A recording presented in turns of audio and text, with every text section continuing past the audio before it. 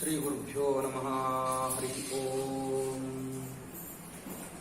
ಕರೋತು ಮಮ ಕಲ್ಯಾಣಂ ಹರಿರಹಯ ಮುಖಾಭಿದಃ ಗುರುಶ್ಚ ಮಧ್ವನಾಮೇ ವರದೋಸ್ತು ನಿರಂತರಂ. ಕಲ್ಯಾಣಾದ್ಭುತಗಾತ್ರಾಯ ಕಾಮಿತಾರ್ಥಪ್ರದಾಯಿನೇ ಶ್ರೀಮದ್ವೆಂಕಟನಾಥಾಯ ಶ್ರೀನಿವಾಸಾಯ ತೇ ನಮಃ. ವೇದಶಾಸ್ತ್ರಪುರಾಣಾಬ್ಧಿ ವಿಕ್ರೀಡನ ವಿಶಾರದಾನ್ ಶ್ರೀ ಸತ್ಯಧ್ಯಾನ ತೀರ್ಥಾಖ್ಯಾನುಪತಿಷ್ಠೆ ಗುರುನ್ ನಮ. ವೇದಶಾಸ್ತ್ರಪುರಾಣಾರ್ಥರಸಪೀಯೂಷವರ್ಷಕಾನ್ ಶಿಷ್ಯವಾತ್ಸಲ್ಯಭರಿತಾನ್ ಜಾಲಿಹಾಳ ಗುರುನ್ ಭಜೆ. ಯಸ್ಯ ಸ್ಮರಣಮಾತ್ರೇಣ ಧರ್ಮದೀಕ್ಷಾ ವಿವರ್ಧತೆ ವಂದೇ ತಾನ್ ಶ್ರೀನಿವಾಸಾರ್ಯಾನ್ ಮಮ ವಿದ್ಯಾಗುರುನ್ ಸದಾ. ಶ್ರೀ ಗುರುಭ್ಯೋ ನಮಃ. ಹರಿ ಓಂ. ನಾರಾಯಣಂ ನಮಸ್ಕೃತ್ಯ ನರಂ ಚೈವ ನರೋತ್ತಮಂ ದೇವೀಂ ಸರಸ್ವತೀಂ ವ್ಯಾಸಂ ತತೋ ಜಯಮುದೀರಯೇ. ಧರ್ಮೋ ವಿವರ್ಧತಿ ಯುಧಿಷ್ಠಿರಕೀರ್ತನೇನ ಪಾಪಂ ಪ್ರಣಶ್ಯತಿ ವೃಕೋದರಕೀರ್ತನೇನ ಶತ್ರೂನ್ ವಿನಂಕ್ಷ್ಯತಿ ಧನಂಜಯ ಕೀರ್ತನೇನ ಮಾದ್ರೀಸುತೋ ಕಥಯತಾಂ ನ ಭವಂತಿ ರೋಗಾಃ. ಸ್ವಸ್ತ್ಯಸ್ತು ಸತಾಂ ಅಖಿಲ ಸನ್ಮಂಗಲಾನಿ ಭವಂತು. ಶ್ಲೋಕೈಕಶ್ರವಣಪಠಣಮಾತ್ರೇಣ ವಕ್ತುಶ್ಚ ಶ್ರೋತॄಣಾಂ ನಿಖಿಲ ಕಲಿಕೃತ ಕಲ್ಮಷಾಪನೋದನಪಟುತರೆ ಧರ್ಮಾದ್ಯಖಿಲ ಪುರುಷಾರ್ಥ ಸಾಧನೀಭೂತೆ ಶ್ರೀಮನ್ಮಹಾಮುನಿಕೃತೆ ಶ್ರೀಮನ್ಮಹಾಭಾರತೆ ವಿರಾಟ ಪರ್ವಣಿ ಅದ್ಯ ಕಥಾ ಪ್ರಾರಂಭೆ ಸತಿ ಕಿಂಚಿತ್ ಪೂರ್ವಕಥಾ ಪ್ರಮೇಯಾನುವಾದಃ. ಹರಿ ಓಂ. ಧೌಮ್ಯಾಚಾರ್ಯರು ಯುಧಿಷ್ಠಿರಾದಿಗಳಿಗೆ ರಾಜಗೃಹದಲ್ಲಿ ವಾಸ ಮಾಡತಕ್ಕಂತಹ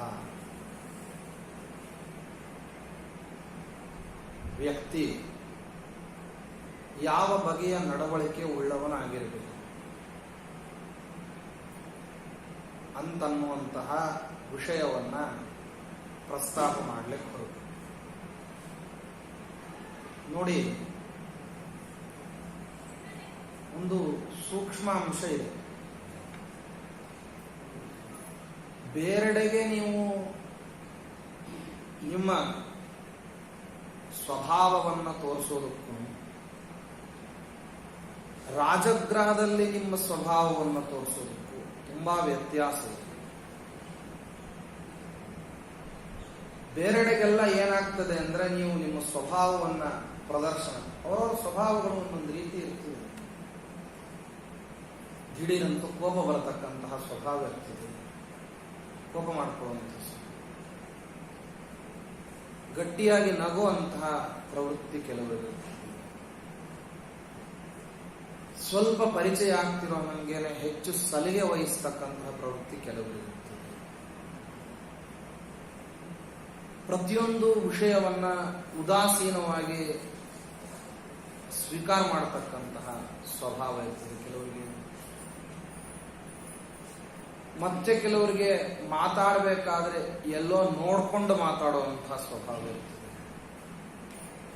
ನಮ್ಮ ನಿತ್ಯ ಜೀವನದಲ್ಲಿ ಇಂತಹ ಅನೇಕ ಪ್ರಸಂಗಗಳನ್ನ ನಾವು ನೋಡ್ತಿರ್ತೀವಿ, ಮಾಡ್ತಿರ್ತೀವಿ, ಅನುಭವಿಸ್ತಿರ್ತೀವಿ, ಎಲ್ಲ ಇರ್ತೀವಿ. ಆದ್ರೆ ಒಂದು ಸ್ವಾರಸ್ಯ ಇದೆ, ರಾಜಗೃಹದಲ್ಲಿ ಮಾತ್ರ ಈಗ ಮನಸ್ಸಿಗೆ ಒಂದು ಹಾಗೆ ಮಾಡೋ ಹಾಗೆ ಅಲ್ಲ. ಇಷ್ಟು ಸೂಕ್ಷ್ಮಾಂಶಗಳು ಧರ್ಮರಾಜಾದಿಗಳಿಗೆ ಗೊತ್ತಿರಲಿಲ್ವೇ ಅಂತ ಒಂದು ಪ್ರಶ್ನೆ.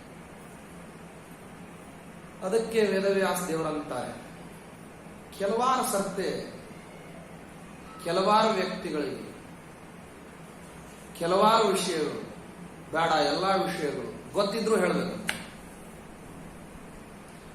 ವಿದಿದೇ ಚಾಪಿ ವಕ್ತವ್ಯ ಸುಹೃದ್ಭಿರ ಅನುರಾಗತ.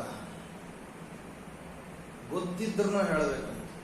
ಯಾಕೆ ಅಂದ್ರೆ ಆ ಮಾತುಗಳನ್ನು ನೀವು ಆಡೋದ್ರಿಂದಾಗಿ ಪರಿಸ್ಥಿತಿಯ ಒತ್ತಡ ಏನಿದೆ ನಿಭಾಯಿಸ್ತಕ್ಕಂತಹ ಕ್ರಮದ ವಿಷಯದಲ್ಲಿ ನೀವು ನಮ್ಮೊಂದಿಗೆ ಎಷ್ಟರ ಮಟ್ಟಿಗೆ ಜೊತೆಗಾರಿಕೆಯನ್ನು ಕೊಡ್ತಿದ್ದೀರಿ ಅಂತ ಅದರ ಮೂಲಕವಾಗಿ ಗೊತ್ತಾಗ್ತದೆ.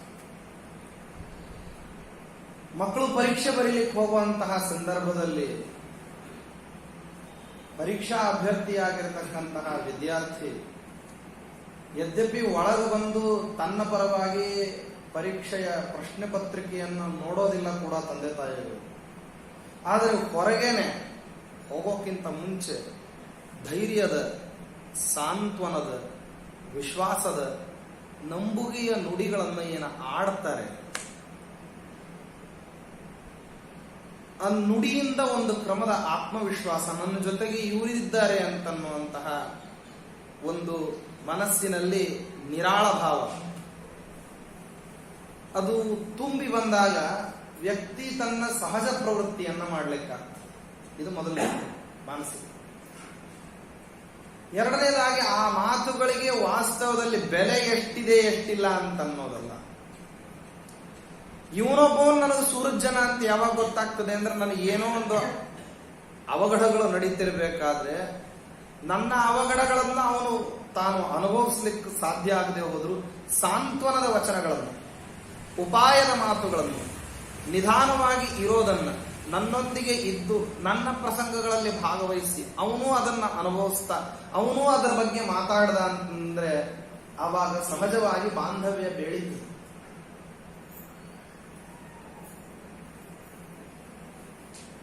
ಅದಕ್ಕೇನೆ ಶಾಸ್ತ್ರದಲ್ಲಂತ ರಾಜದ್ವಾರೆ ಸ್ಮಶಾನೇಚ ಯಸ್ತಿಷ್ಠತಿ ಸಬಾಂಧವ, ಬಂಧುಗಳು ಅಂತ ಯಾರನ್ನ ಅನ್ಬೇಕು? ರಾಜದ್ವಾರೆ, ರಾಜನ ಹತ್ರ ಭೇಟಿಯಾಗ್ಲಿಕ್ಕೆ ಹೋಗ್ಬೇಕಾದಂತಹ ಸಂದರ್ಭದಲ್ಲಿ ಅಥವಾ ಯಾವುದೋ ಒಂದು ಮುಖ್ಯವಾದಂತಹ ಕೆಲಸ, ರಾಜದ್ವಾರ ಅಂದ್ರೆ ರಾಜದ್ವಾರ ಅಲ್ಲೇ ಬೇರೆ ಬೇರೆ ಯಾವ್ಯಾವುದು ಮುಖ್ಯ ಕಾರ್ಯಗಳು ಅಂತ ಇರ್ತದೆ. ಅಂತಹ ಸಂದರ್ಭದಲ್ಲಿ ನಮ್ಮ ಪ್ರಸಂಗಗಳನ್ನು ಹಂಚಿಕೊಳ್ಳೋದು ಸ್ಮಶಾನೇಚ ಅತ್ಯಂತ ದುಃಖತರವಾದಂತಹದ್ದು, ಆತಂಕದ ಸನ್ನಿವೇಶ ತರತಕ್ಕಂತಹ ಪ್ರಸಂಗದಲ್ಲಾಗಲಿ ಅಥವಾ ಅತ್ಯಂತ ದುಃಖಮಯವಾದಂತಹ ಸನ್ನಿವೇಶದಲ್ಲಾಗಲಿ ನಮ್ಮೊಂದಿಗೆ ಇರೋರನ್ನ ನಮ್ಮ ಬಂಧುಗಳು ಅಂತ ಅನ್ಬೇಕು ಹೊರತು ಆವಾಗ್ಲೂ ಬರಲಿಲ್ಲ ಅಂದ್ರೆ ನೀ ಯಾಕೆ ಬಳಗದವನು ಅಂತ ಸುಮ್ಮನೆ ನಾವು ಲೌಕಿಕವಾಗಿ ಕೇಳ್ತೀವಿ. ಅದು ಬಂದಿದ್ದು ಹೇಗೆ ಅಂದ್ರೆ ಈ ರೀತಿಯಲ್ಲಿ. ಆದ್ದರಿಂದ ವಿದಿತೇ ಚಾಪಿ ವಕ್ತವ್ಯಂ ಸುಹೃದ್ಭಿರ್ ಅನುರಾಗತಃ. ಧೌಮ್ಯಾಚಾರ್ಯರು ವಾಸ್ತವದಲ್ಲಿ ಧರ್ಮರಾಜಾದಿಗಳಿಗೆ ಗೊತ್ತಿಲ್ಲ ಅವ್ರಿಗೆ ಇರ್ಬೇಕು ಹೇಗೆ ಅಂತ ಅನ್ನೋದನ್ನ ನಾ ಹೇಳಿಕೊಟ್ರೆ ಅವ್ರಿಗೆ ಇರ್ತಾರೆ ಅಂತ ಅನ್ನೋದೇನಿಲ್ಲ.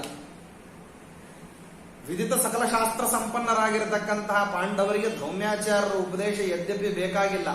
ಹಾಗಾದ್ರೆ ಯಾಕೆ ಹೇಳ್ತಾರೆ ಅಂತಂದ್ರೆ ಅವರೊಂದು ದೊಡ್ಡದಾಗಿರ್ತಕ್ಕಂತಹ ಒಂದು ಪ್ರಸಂಗಕ್ಕೆ ಸಿದ್ಧತೆಯನ್ನ ಮಾಡ್ಕೊಳ್ತಾ ಇದ್ದಾರೆ. ಅಜ್ಞಾತವಾಸ ಅಂತನ್ನೋದು ವರ್ಷಗಟ್ಲೆ ದೀರ್ಘಾವಧಿಯ ಒಂದು ಕಾರ್ಯಕ್ರಮ. ಈ ಕಾರ್ಯಕ್ರಮದಲ್ಲಿ ಧೃತಿಗೆಡತಕ್ಕಂತಹ ಅನೇಕ ಪ್ರಸಂಗಗಳು ಮುಂದೆ ಬರೋದಿದೆ.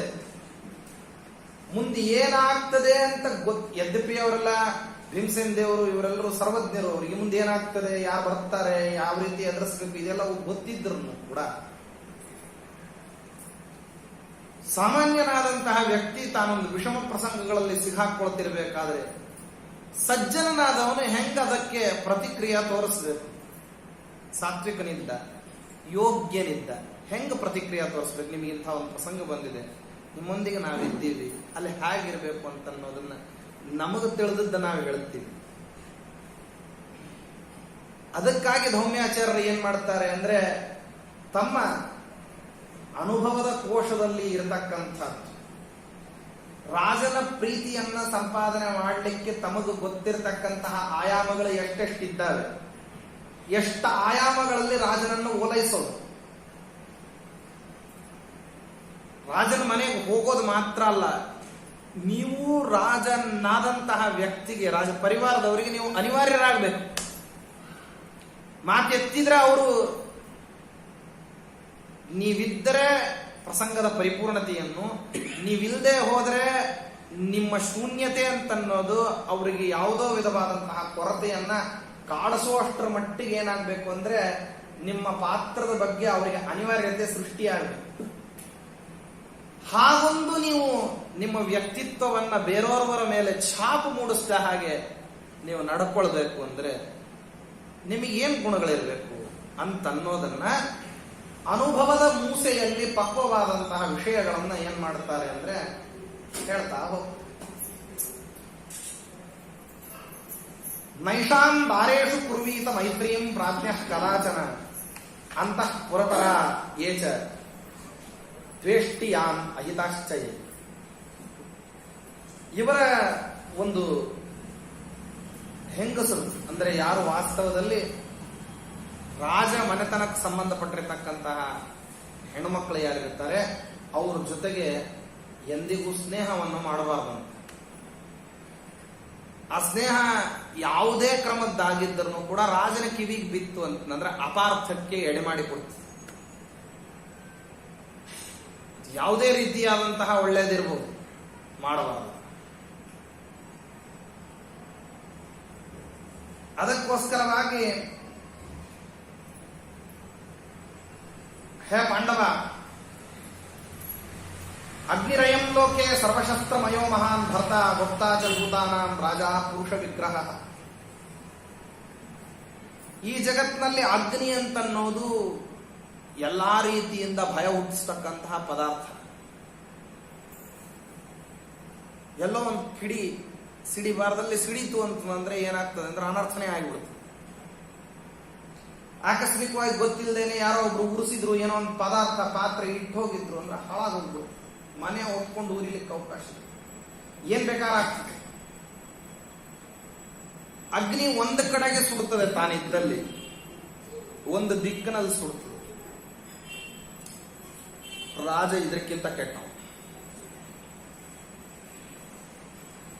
ರಾಜ ಅಗ್ನಿಗಿಂತಲೂ ಘೋರನಾದಂತ. ಅಗ್ನಿ ಒಂದು ಕಡೆ ಮಾಡ್ತದೆ, ಇವ ಸರ್ವಶಸ್ತ್ರಮಯೋಮಹ, ಎಲ್ಲಾ ಶಸ್ತ್ರಗಳು ಇರ್ತಾವ ಅವನ ಹತ್ರ. ರಾಜನೀತಿ ಇರ್ತದೆ, ಅಧಿಕಾರ ಇರ್ತದೆ, ಮತ್ತೆ ಅವಿವೇಕತನ ಅಂತೂ ಅಧಿಕಾರ ಇದ್ದದ್ದಕ್ಕೆ ಇರ್ಲಿಕ್ಕೆ ಅವಕಾಶ ಇದೆ. ಅಧಿಕಾರ ಇದ್ದಿದ್ದರಿಂದ ಏನ್ ಬೇಕಾದ್ರೆ ಮಾಡಬಹುದು. ಒಳ್ಳೇದನ್ನೇ ಮಾಡ್ತಾನೆ ಅಂತ ನೀವು ನಿರೀಕ್ಷೆ ಮಾಡ್ಬೇಕಷ್ಟೇ.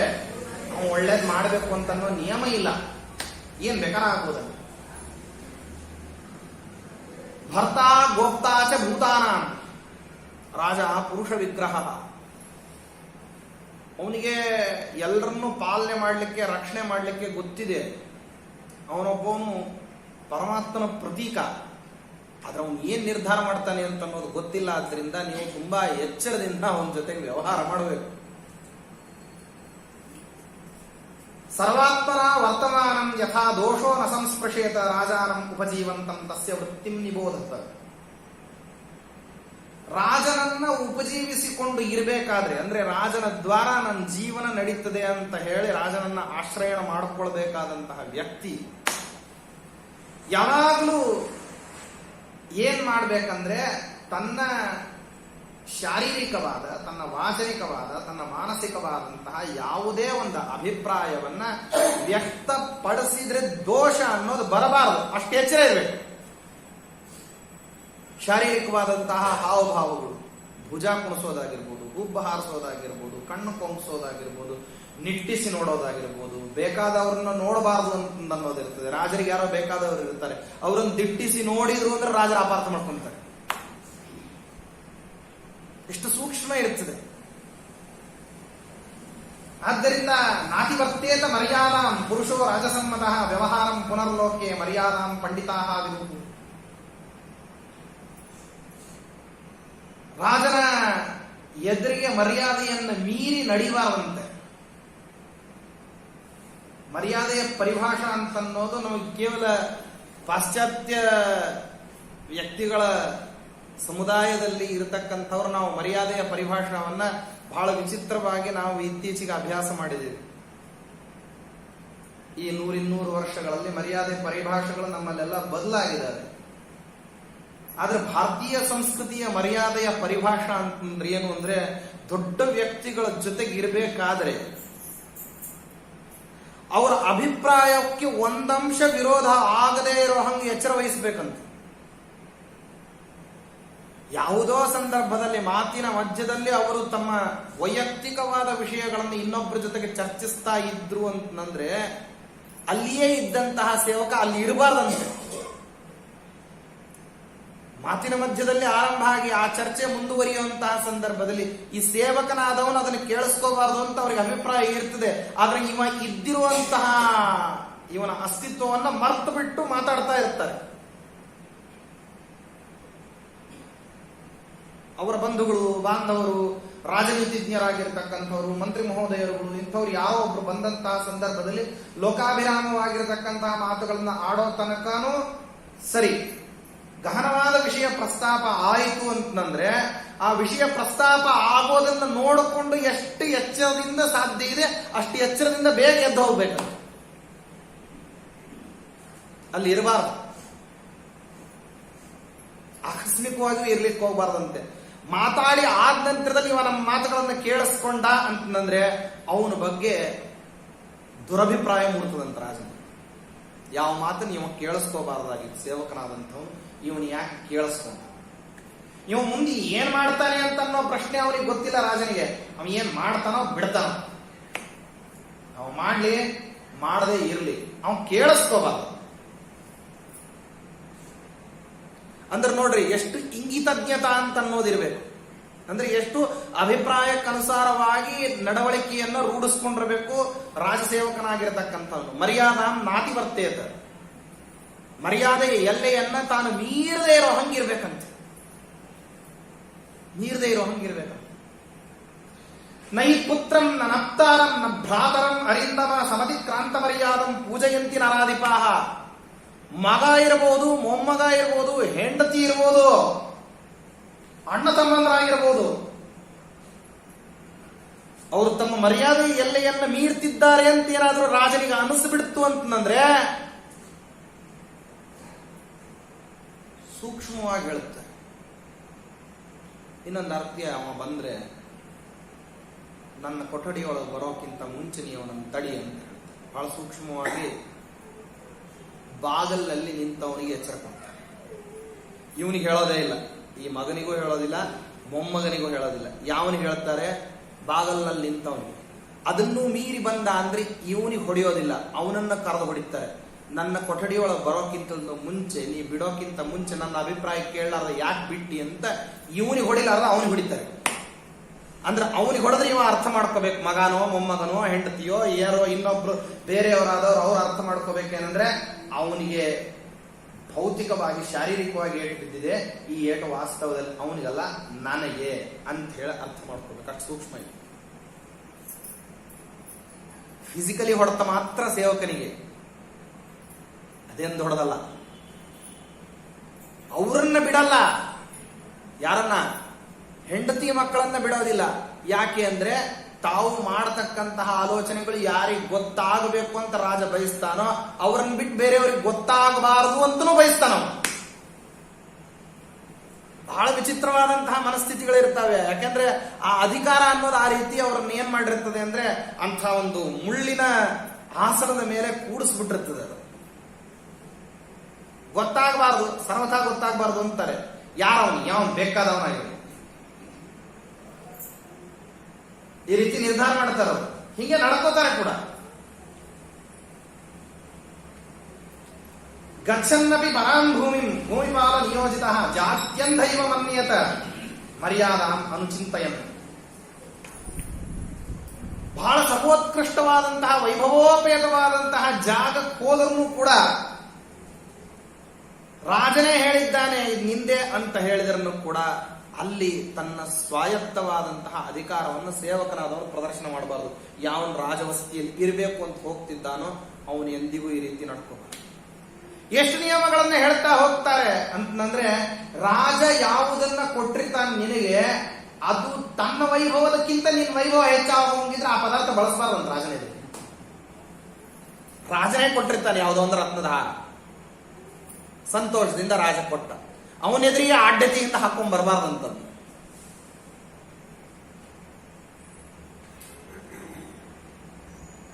ಅಂದ್ರೆ ತನ್ನ ಹಾವ ಭಾವ ವೇಷ ಭೂಷಣ ವಿಲಾಸ ತಿನ್ನೋದು ಉಣ್ಣೋದು ಪ್ರತಿಯೊಂದರಲ್ಲಿಯೂ ಕೂಡ ತಾನು ರಾಜನಿಗೆ ಅಧೀನನಿದ್ದೀನಿ ಅಂತನ್ನೋದನ್ನ ಸುತರಾಂ ತೋರಿಸ್ಬೇಕಂತ. ಯಕ್ಕಶ್ಚಿತ್ ರಾಜನಿಗಿದ್ದ ಹೇಳ್ತಾರ್ರಿ.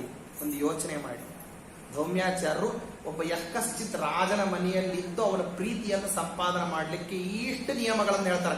ಆಕಳಿಸಬಾರ್ದು, ತೂಕಡಿಸಬಾರ್ದು, ಜೋರಾಗಿ ನಗಬಾರ್ದು, ಹಾಸ್ಯ ಮಾಡಬಾರ್ದು, ಇನ್ನೊಬ್ಬರನ್ನು ನೋಡಬಾರ್ದು, ಇಂದ್ರಿಯಗಳಿಗೆ ಪರಾವರ್ತಿತನಾಗಿರಬಾರ್ದು, ಮತ್ತೆ ತನ್ನ ಆಸನವನ್ನು ಬಿಟ್ಟು ಬೇರೆ ಕಡೆ ಕುತ್ಕೋಬಾರ್ದು, ಕಾಲು ಚಾಚಬಾರ್ದು, ಮತ್ತೆ ಇನ್ನೊಬ್ಬರ ಬಂದು ಕೂಡತಕ್ಕಂತಹ ಆಸನದ ಹತ್ತಿರದಲ್ಲಿ ಹೋಗಬಾರ್ದು, ತಾನು ರಾಜ ಎದುರಿಗಿದ್ದಂತಹ ಸಮಯದಲ್ಲಿ ಇನ್ನೊಬ್ಬರನ್ನು ಕುರಿತು ಮಾತಾಡಿಸಬಾರ್ದು, ರಾಜನನ್ನ ಅಲಕ್ಷಿಸಿ ಬೇರೆಯವರೊಂದಿಗೆ ಮಾತಾಡಿಸ್ಲಿಕ್ಕೆ ಹೋಗಬಾರ್ದು, ರಾಜ ಬಂದಾಗ ರಾಜನನ್ನೇ ನೋಡಬೇಕು, ರಾಜನ ಹತ್ತಿರದಲ್ಲಿ ಏನಾದ್ರೂ ಭಿನ್ನ ಇದ್ರೆ ಎಷ್ಟು ಹೇಳ್ತಾ ಹೋಗ್ತಾರೆ, ರಾಜನ ಹತ್ತಿರದಲ್ಲಿ ಏನಾದ್ರೂ ಬೇಡಬೇಕು ಅಂತ ನೋಂಗಿದ್ರೆ ಕೂತು ಬೇಡಬಾರ್ದು, ನಿಂತು ಬೇಡಬೇಕು. ಆಗ ಸೆಟದು ಮಾತಾಡಬಾರ್ದು, ಬಗ್ಗಿ ಮಾತಾಡಬೇಕು.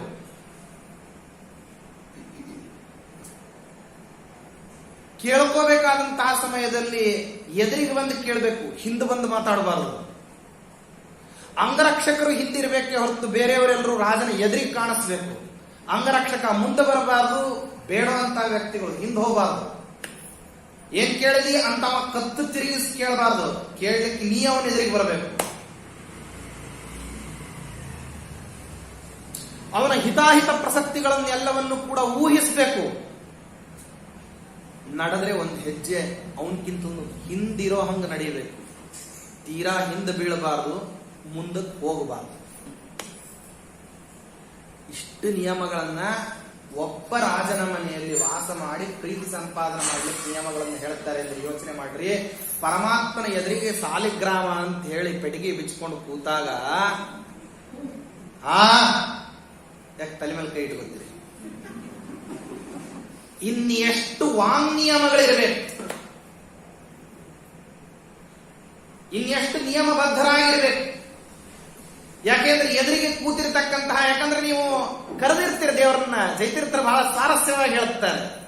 ಯಾಗಾವಸಾನ ಪರ್ಯಂತಂ ಅತ್ರ ಸ್ಥಿತ್ವಾ ಜನಾರ್ದನ ಭಕ್ತಸ್ಯ ಮಮ ಪೂಜಾತ್ವಂ ಗೃಹೀತ್ವಾ ಪಾಹಿ ಮಾಂ ವಿಭೋ. ಪರಮಾತ್ಮ ಪೂಜಾ ಮಾಡ್ಲಿಕ್ಕೆ ಅಂತ ಹೇಳಿ ನಿನ್ನನ್ನು ಕರೆದು ಬಿಟ್ಟಿದ್ದೀನಿ. ಏಕೇಹಿ ಮಮ ಪದ್ಮ ಸ್ಥಿತಶ್ರೀ ಪುರುಷೋತ್ತಮ ಆವಾಹಯಾಮಿ ಪೀಠೇತ್ವಾಂ ಪ್ರತಿಮಾಯಾಂ ರಮಾಪತೆ ಸಂಪ್ರಾಪ್ಸ್ಯೇವಂ ಸ್ವಬಿಂಬಸ್ಥಂ ಮುದ್ರಾಹ ಆವಾಹನಾದಿಕಾಹ ತತೋ ಜವನಿಕಾಂ ತ್ಯಕ್ತ್ವಾ ನಿರ್ಮಾಲ್ಯಂ ವಿಸರ್ಜೇತ್ತತಃ ಸ್ನಾನಪಾತ್ರಂ ತಥಾ ಪೀಠಂ ಯಥಾಸ್ಥಾನಂ ವಿಧಾಯ ಚ ಸೌವರ್ಣಂ ಮಂಟಪಂ ಧ್ಯಾಯೇ ಹೇಮರತ್ನೋಪಮಂಡಿತಂ ಅಂತೆಲ್ಲ ಪ್ರತಿಮಾಲಾದಲ್ಲಿ ನಮ್ಮ ಜಯಮುನಿಗಳು ಹೇಳ್ತಾರಲ್ಲ. ಪರಮಾತ್ಮನನ್ನ ಬಿಟಿಗೆ ಬಿಚ್ಚಬೇಕಾದ್ರೆ ನಾವು ಕೇಳ್ತೀವಂತೆ, ಈ ಅವತಾರದಲ್ಲೆಲ್ಲ ಪೂಜೆ ಮಾಡ್ಲಿಕ್ಕೆ ಅಂತ ಬಂದ್ಬಿಡಿದೀವಿ. ನಮ್ಮನ್ನು ನೋಡ್ಕೊಂಡ್ರೆ ನಮಗೇನೆ ಏನಾಗಿರ್ಬೇಕು ಅಂದ್ರೆ ವೈರಾಗ್ಯ ಬರಬೇಕು. ಆ ಅವತಾರದಲ್ಲಿ ಕೂತಿರ್ತೀವಿ ದೇವರ ಪೂಜೆಗೆ, ಹಂಗ್ ಕೂಡಬಾರ್ದಂತೆ. ಬಹಳ ಅತ್ಯಂತ ವ್ಯವಸ್ಥಿತವಾಗಿ ಕೂತ್ಕೋಬೇಕಂತೆ. ಉತ್ತರಿ ಇರ್ಲಾರ್ದ ಕೂತ್ಕೋಬಾರ್ದು, ಒದ್ದೆ ವಸ್ತ್ರಗಳಲ್ಲಿ ಕೂತ್ಕೋಬಾರ್ದು, ನಿರಾಸನನ್ನಾಗಿ ಕೂತ್ಕೋಬಾರ್ದು, ಆಸನಹೀನನಾಗಿ ಕೂತ್ಕೋಬಾರ್ದು, ಏದುಸ್ರು ಬಿಡ್ತಾ ಪೂಜೆ ಮಾಡಬಾರ್ದು, ಬೇರೆಯವ್ರ ಜೊತೆಗೆ ನಿರ್ಕರಿಸಬಾರ್ದು, ಆಕಳಿಸಬಾರ್ದು, ಜೀವನ ಮಾಡಬಾರ್ದು, ತೂಕಡಿಸಬಾರ್ದು. ದೇವರನ್ನ ಬಿಟ್ಟು ಬೇರೆಯದನ್ನ ನೆನೀಬಾರದು. ಕಾಯೇನ ವಾಚ ಮನಸೀಂದ್ರಿಯೈರ್ವ, ಕೊನಿ ಶ್ಲೋಕ ಹೇಳ್ಬೇಕಾದ್ರಲ್ಲ, ಆರಂಭ ಪ್ರವೃತ್ತಿ ಕೊನಿ ತನಕ ಇದು ಇರಬೇಕು. ಹಿಂಗ ರಾಜಾದಿರಾಜನಾದಂತಹ ಪರಮಾತ್ಮನನ್ನು ಎದುರಿಗೆ ಕೂಡಿಸಿಕೊಂಡು ದೇವರ ಪೂಜಾ ಮಾಡ್ಬೇಕಂದ್ರೆ 10-8 ಸರ್ತಿ ಎದ್ದೋಗೋದು, ಲೌಕಿಕದ ವಾರ್ತೆಗಳನ್ನಾಡೋದು ಎಷ್ಟು ದುಷ್ಟವಾದಂತಹ, ಊಹಾತೀತವಾದಂತಹ ಅಪರಾಧಗಳನ್ನ ಮಾಡಿರ್ತೀವಂತೆ ದೇವರ ಎದುರಿಗೆ ಹೋಗಿ ಕೂತಾಗ. ಅದಕ್ಕೆ 32 ಅಪರಾಧ ಸ್ತೋತ್ರ ಅಂದ್ರೆ 32 ಅಪರಾಧಗಳು ಅಂತ, ಶತಾಪರಾಧ ಸ್ತೋತ್ರ 100 ಅಪರಾಧಗಳು, ಇದನ್ನು ಮಾಡ್ತಾ ಇರ್ತೀವಂತೆ.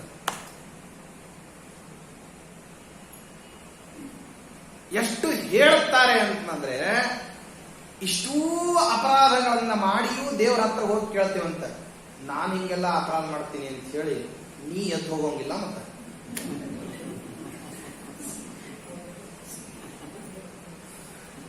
ನಾವು ಅಪರಾಧ ಮಾಡ್ತೀವಿ, ನೀನು ಇವ್ಯಾಕೆ ಈ ಪೂಜೆಯ ಮಧ್ಯದಲ್ಲಿ ನೀವು ಅಪರಾಧ ಮಾಡ್ತಾನೆ ಇರ್ಬೇಕು, ಇವರ ಅಪರಾಧಗಳನ್ನೆಲ್ಲ ನಾನು ಸಹಿಸ್ಕೊಂಡಿಲ್ಲೇ ಕೂತಿರ್ಬೇಕ ಅಂತ್ಯ ಅನ್ಬಾರ್ದು.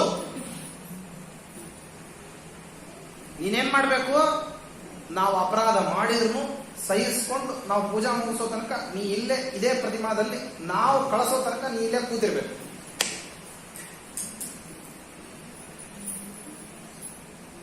ಇದನ್ನ ಆಗ್ರಹ ಪೂರ್ವಕವಾಗಿ ದೇವರ ಹತ್ರ ಪ್ರಾರ್ಥನೆ ಮಾಡ್ತೀವಂತೆ. ಅಂದ್ರೆ ಅವ ಒಲ್ಲೆ ಅಂತಲೂ ಅಂದಿರಬಾರ್ದು ದೇವರು ಅನ್ನೋ. ಆದ್ದರಿಂದ ಹೀಗೆಲ್ಲ ಬೇಕಾದಷ್ಟು ನಿಯಮಗಳನ್ನ ಹೇಳ್ತಾರೆ.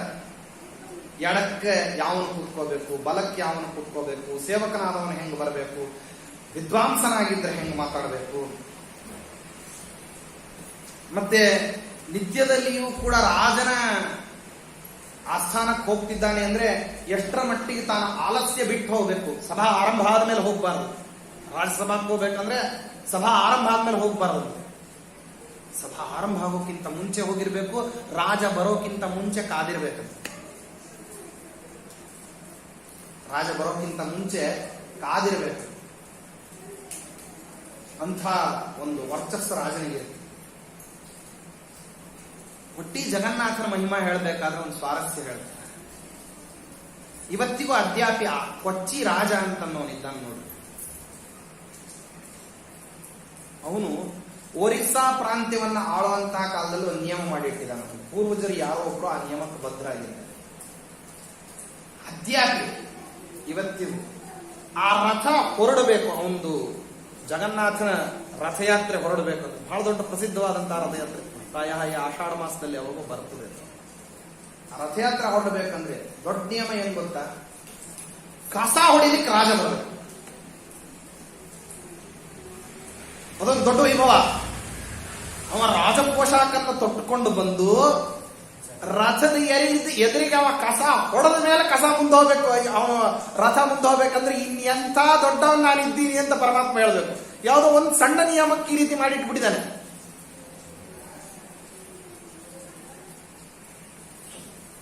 ಅಂದ್ರೆ ಪರಮಾತ್ಮನ ಎದುರಿಗೆ ನಾವು ಎಂಥ ದಾಸಾನುದಾಸರು ಅಂತ ಹೇಳ್ಕೋಬೇಕು.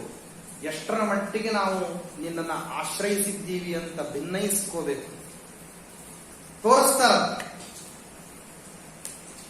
ಆಮೇಲೆ ಇಷ್ಟರ ಮೇಲೂ ಕೂಡ ತನಗೂ ರಾಜನಿಗೆ ಏನ್ ಸಂಭಾಷಣೆ ನಡೀತು ಅಂತ ಬೇರೆಯವ್ರಿಗೆ ಹೇಳ್ಬಾರ್ದಂತೆ. ಬೇರೆಯವರು ರಾಜನ ಜೊತೆಗೆ ಏನ್ ಮಾತಾಡಿದ್ರು ಅದನ್ನ ಕೇಳಿಸ್ಕೋಬಾರ್ದು. ತಾನು ರಾಜನ ಜೊತೆಗೆ ಏನ್ ಮಾತಾಡಿದೆ ಅದನ್ನ ಬಂದು ಬೇರೆಯವರಿಗೆ ಹೇಳೋದನ್ನ ರಾಜ ಇಷ್ಟಪಡೋದಿಲ್ಲ. ಹೇಳಬೇಕಾಗಿರೋ ವಿಷಯ ಮಾತ್ರ ಹೇಳ್ಬೇಕಂತೆ. ಎಲ್ಲಾನು ಹೇಳೋದು ರಾಜ ಇಷ್ಟಪಡೋದಿಲ್ಲ. ಪರಸ್ಪರದಲ್ಲಿ ಮಾತಾಡ. ಆಮೇಲೆ ರಾಜ ಅಸೂಯೆ ಪಡ್ತಕ್ಕಂತ ವ್ಯಕ್ತಿಯ ಜೊತೆಗೆ ಸ್ನೇಹ ಇರಬಾರ್ದಂತೆ. ರಾಜನ ದ್ವೇಷಿಗಳ ಜೊತೆಗೆ ಬಾಂಧವ್ಯ ಇರಬಾರ್ದು. ರಾಜನ ಪ್ರೀತಿ ಪಾತ್ರದ ಜೊತೆಗೆ ಸಂಬಂಧ ಇರಬಾರ್ದು. ರಾಜನ ದ್ವೇಷಿಗಳ ಜೊತೆಗೆ ಬಾಂಧವ್ಯ ಇರಬಾರ್ದು. ರಾಜ ಅಸೂಯೆ ಪಡ್ತಕ್ಕಂತ ವ್ಯಕ್ತಿಯರ ಜೊತೆಗೆ ಮಾತಾಡಬಾರ್ದು.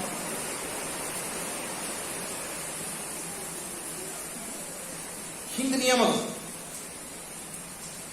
ಮತ್ತೆ ಅವನು ಕೊಡ್ತಕ್ಕಂತಹ ಧನದ್ರವ್ಯಾದಿಗಳು ಆಕಸ್ಮಿಕವಾಗಿ ಇವನು ಕೂಡ ಅಪವ್ಯಯ ಆಗದೆ ಇರೋ ಹಂಗೆ ಎಚ್ಚರ ವಹಿಸಬೇಕು.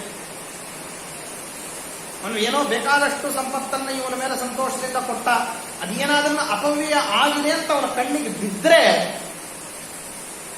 ಮುಂದಿನ ಸಾರಿಯಿಂದ ಏನಾಗ್ತಾನೆ ಅಂತಂದ್ರೆ ರಾಜ ನಿನಗೆ ಕೊಡಬೇಕಾದ್ರೆ ಬಹಳ ವಿಚಾರ ಮಾಡ್ತಾನೆ.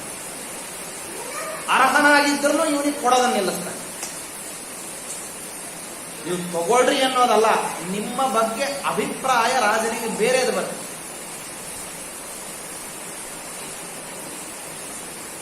ದಾಸರಾಯರು ಅದಕ್ಕೆ ಅಂತ ಪರಮಾತ್ಮನನ್ನ ಪ್ರತ್ಯಕ್ಷದಲ್ಲಿ ನಿಲ್ಲಿಸಿಕೊಂಡು ಎದುರಿಗಿದ್ರೆ ನೀವು ಜೀವನ ಮಾಡಬೇಕಾದ್ರೆ ಎಷ್ಟೆಷ್ಟು ನೀವು ಹೆದರ್ಕೋತೀರೋ. ಅದಕ್ಕೆ ನಮ್ಮಲ್ಲಿ ಭಕ್ತಿಗೆ ಎಷ್ಟು ಪ್ರಾಶಸ್ತಿ ಇದೆಯೋ, ವೇದದಲ್ಲಿ ಭಕ್ತಿಗಿಂತ ಭಯಕ್ಕೆ ಹೆಚ್ಚು ಪ್ರಾಶಸ್ತಿ.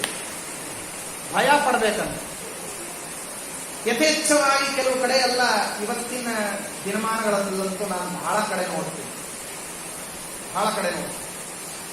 ಹಿಂದಿನ ಈಗೊಂದು 50 ನನ್ನ ಅನುಭವದ ಯೋಚನೆಯಲ್ಲಿ ವಿಚಾರದಲ್ಲಿ ಹೇಳೋದಾದ್ರೆ, ಹಿಂದಿನ ಈಗೊಂದು 40-50 ವರ್ಷದ ಕೆಳಗೆ ದುಡ್ಡಿರ್ಲಿಲ್ಲ ಅಂತ ಅನ್ನೋದು ಕೊರತೆ ಮಾತ್ರ ಕಾಡ್ತಿತ್ತು.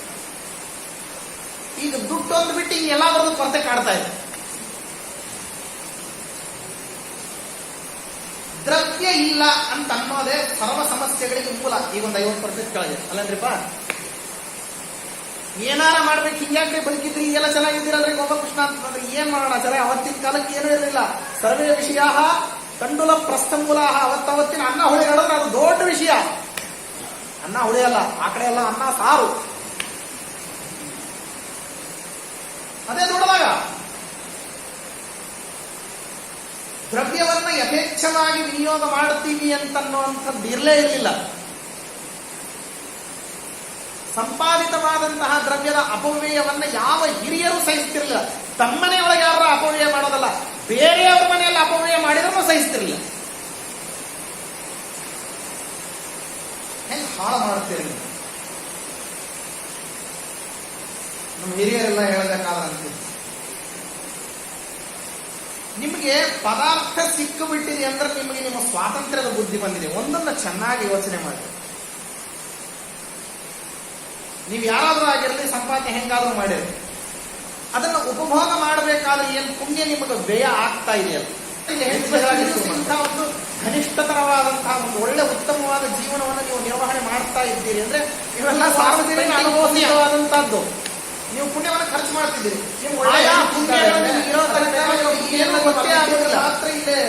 ಶರೀರದಲ್ಲಿ ಒಳ್ಳೆ ಸಾಮರ್ಥ್ಯ ಪುಣ್ಯ ನೀವು ಇಟ್ಕೊಂಡಿದ್ರಿ ಅಂತಂದ್ರೆ ನಿಮ್ಗೆ ಶರೀರ ಕೆಲಸ ಚೆನ್ನಾಗಿ ಮಾಡ್ತದೆ.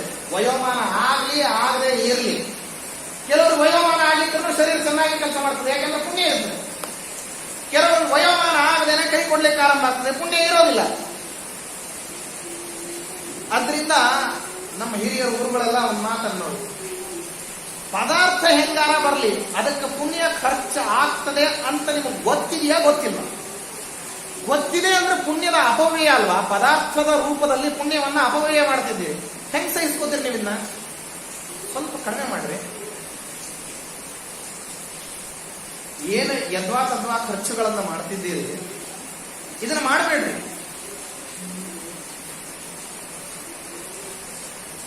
ಎಂದಿಗೂ ಕೂಡ ನನಗೆ ಪಾಠ ಹೇಳಿರ್ತಕ್ಕಂಥ ಗುರುಗಳದಂತೂ ಸ್ವಭಾವದಲ್ಲಿ ಅವ್ರು ಎಂದಿಗೂ ಹೊಸದಾಗಿರ್ತಕ್ಕಂತಹ ಅತ್ಯದ್ಭುತವಾದ ಪಂಚೆ, ಅತ್ಯದ್ಭುತವಾದಂತಹ ವಸ್ತ್ರಗಳು ಬೇಕಾದಷ್ಟಿರಲಿ, ಉಡೋದ 2 ಗೋಟಂಚಿನ ಪಂಚೆ ಅಷ್ಟು ಏನಾಚಾರ ಹಿಂಗಿದ್ದೀರಿ ಸಾಕಪ್ಪ. ನಿತ್ಯ ಜೀವನವನ್ನು ನಿರಾಡಂಬರವಾಗಿ ನಡೆಸ್ತಕ್ಕಂತಹ ಅದ್ಭುತವಾದಂತಹ ಪ್ರವೃತ್ತಿ. 18 ಪದಾರ್ಥಗಳನ್ನು ಮುಟ್ತೀವಿ ಅಂತ ಉಡೋ ವಸ್ತ್ರಗಳ ಬಗ್ಗೆ ಬಹಳ ಎಚ್ಚರ. ಅದೇ 2 ವಸ್ತ್ರಗಳು, ಒಂದು ಮೈ ಮೇಲೆ ಒಂದು ಕೋಲ್ ಮೇಲೆ. ನಮ್ಮ ಹಿರಿಯರಂತೂ ಹಾಸ್ಯ ಮಾಡೋರು, 3ನೇದ್ ಬಂದ್ರೆ ನಿಮಗೆ 1ನೇದ್ರ ಬಗ್ಗೆ ಅಶ್ರದ್ಧಾ ಬರ್ತದೆ. 2 ಇರ್ಬೇಕು ನಿಮಗೆ. 3ನೇದ್ ಬಂದ್ರೆ 1ನೇದ್ರ ಮೇಲೆ ಅಶ್ರದ್ಧಾ ಬಂದು ಬಿಡ್ತದೆ. ಅದಕ್ಕಾಗಿ ನಿಮಗೆ 2 ಕೊಡಿಸೋದು 2 ಕೊಡಿಸ್ತಿದ್ರು. ಹಂಗೆ ಜೀವನ ಮಾಡ್ರಿ. ಅದು ಹಾಳಾದ್ರೆ, ಅದು ಇಲ್ಲ ಅಂತಾದ್ರೆ, ಕಷ್ಟ ಬಂದ್ರೆ, ಅರ್ಥ ಆದ್ರೆ ಮುಂದಿನ ಸರ್ತೆ ಕೊಡಿಸಿದಾಗ ಅದನ್ನ ಹೆಂಗೆ ಇಟ್ಕೋಬೇಕು ಅಂತ ಗೊತ್ತಾಗ್ತದೆ. ಅದರಿಂದ ಬಳಸಬೇಡ. ಕೊಡಿಸ್ಲಿಕ್ಕೆ ಆಗೋರು ಹಿಂಗೆ ಮಾತಾಡ್ತಿದ್ರ, ಹೋಗ್ರಿ ಬಡವರೇನೋ ಇಲ್ಲಿ, ಶ್ರೀಮಂತರು ಹಿಂಗೆ ಮಾತಾಡ್ತಿದ್ರು. ಶ್ರೀಮಂತರು ಕೂಡ ಹೀಗೆ ಮಾತಾಡ್ತಾರೆ. ಯಾಕೆ ಅಂದ್ರೆ ಅದರ ಬಗ್ಗೆ ಇರತಕ್ಕಂತಹ ಎಚ್ಚರ. ನಾವು ಯಥೇಚ್ಛವಾಗಿ ಹಿಂಗಂದ್ರೆ ಹಂಗೆ ಜೀವನವನ್ನು ನಡೆಸಿಬಿಟ್ರೆ ಆಗುವಂತಹ ಅನಾಹುತಗಳ ಬಗ್ಗೆ ಪರಿಜ್ಞಾನ. ಹಿರಿಯರಾಗಿ, ತಂದೆ ತಾಯಿಗಳಾಗಿ, ದೊಡ್ಡವರಾಗೇನೆ ಅಪವ್ಯಯ ಮಾಡ್ತಾರೆ ಅಂತ ಗೊತ್ತಾದ್ರೆ ಏನೂ ಅರಿದೇ ಇರತಕ್ಕಂತಹ ಮುಂದಿನ ಸಂತಾನ ವರ್ಗದವರು ಏನಿದ್ದಾರಲ್ಲ ಅದನ್ನ ಅವರೆಲ್ಲರೂ ಕೂಡ ಏನ್ ಮಾಡ್ಬಿಡ್ತಾರೆ ಅಂದ್ರೆ ಮುಂದುವರಿಸ್ಬಿಡ್ತಾರೆ. ಆ ಭಯ ನಮ್ಮ ನಿಮಿತ್ತವಾಗಿ ನಮ್ಮನ್ನ ನೋಡತಕ್ಕಂತಹ ನಮ್ಮ ಮುಂದಿನವರು ಅವರೆಲ್ಲಾದ್ರೂ ಈ ರೀತಿ ಧಾರಾಳತನ ಮಾಡೋದ್ರ ಬದಲು ಧಾಂದ್ರಾಳತನ ಮಾಡಿದ್ರೆ ಗತಿ ಏನು ಅಂತ. ಹಾಗೆ ಬದುಕಬಾರದು. ಅದು ಶ್ರೇಯಸ್ಕರವಾದ ಬದುಕಲ್ಲ. ನೋಡಿ, ರಾಜನ ಎದುರಿಗೆ ಬದುಕತಕ್ಕಂತಹ ಸೇವಕನಿಗೆ ಹೆಂಗೆ ನಿಯಮ ಇದೆಯೋ, ರಾಜಾದಿರಾಜನಾದಂತಹ ಪರಮಾತ್ಮನ ಪಾರಮ್ಯವನ್ನ, ಸ್ವತಂತ್ರ ಕರ್ತೃತ್ವವನ್ನು ಒಪ್ಕೋತಾ ಇದ್ದೀವಿ ಅಂತಂದ್ರೆ ನಾವು ಬದುಕಬೇಕಾದ್ರೆ ಇನ್ನೂ ಹೆಚ್ಚಿನ ಎಚ್ಚರದಿಂದ ಬದುಕಬೇಕು. ನಮ್ಮದಲ್ಲದ ಪದಾರ್ಥ ನಾವು ಮುಟ್ಟೋದಲ್ಲ, ನಮ್ಮದೇ ಆದ ಪದಾರ್ಥ ನಾವೇ ಸಂಪಾದನೆ ಮಾಡಿದ್ರು ಬೇಕಾದಷ್ಟನ್ನ ಮಾತ್ರ ಮುಟ್ಟೋದು. ಹೆಚ್ಚಾದ್ರೆ ಅದನ್ನ ಬಿಟ್ಟು ಬಿಡೋದು. ಯಾರು ಬಳಸ್ತಾರೆ? ಇಷ್ಟಿದೆಯಲ್ಲ, ಯಾರು ಬಳಸ್ತೀವಿ? ನಾನು ಬಳಸ್ತೀನಿ. ಆ ಮಿತಿಯನ್ನ ನೀವು ಎಷ್ಟು ಕಂಟ್ರೋಲ್ ಮಾಡ್ತೀರಿ, ಎಷ್ಟೆಷ್ಟು ನೀವು ಅದನ್ನು ಮಾಡ್ತೀರಿ, ಪರಮಾತ್ಮ ಯಥೇಚ್ಛ ಸುರಿತಾನ. ನೀ ಬಳಕೆ ಮಾಡದೇ ಇದ್ದಾಗ ನಿನ್ ಪದಾರ್ಥಗಳು ಹೆಚ್ಚು, ನೀ ಬಳಕೆ ಮಾಡ್ತಿದ್ದಿ, ಆಸೆ ಹೆಚ್ಚಾಗಿತ್ತು ಅಂದ್ರೆ ನಿಂಗೆ ಪದಾರ್ಥಗಳ ವೈಭವೀಕರಣ ಅಂತ ಅನ್ನೋದು ಅದೇನಾಗ್ತದೆ ಅಂತಂದ್ರೆ ಅದು ಕ್ರಮೇಣ ನಿನಗೆ ಸಂಸಾರದಲ್ಲೇ ಉಳಿಸ್ತದೆ. ಇದು ಸಾಧನೆಗೂ ಒಂದು ಅನುಕೂಲಕರವಾದಂತಹ ವ್ಯವಸ್ಥೆ ಏನು ಅಂದ್ರೆ ಎಷ್ಟು ಕಡಿಮೆ ಪದಾರ್ಥಗಳನ್ನು ಇಟ್ಕೊಂಡಿರ್ತೀವಿ ಅಷ್ಟು ತಲೆನೋವು ಕಡಿಮೆ ಇರ್ತೀವಿ. ಚೀನಿ ವಾಸ್ತುಶಾಸ್ತ್ರದಲ್ಲಿ ಒಂದು ಮಾತು ಹೇಳ್ತಾರೆ,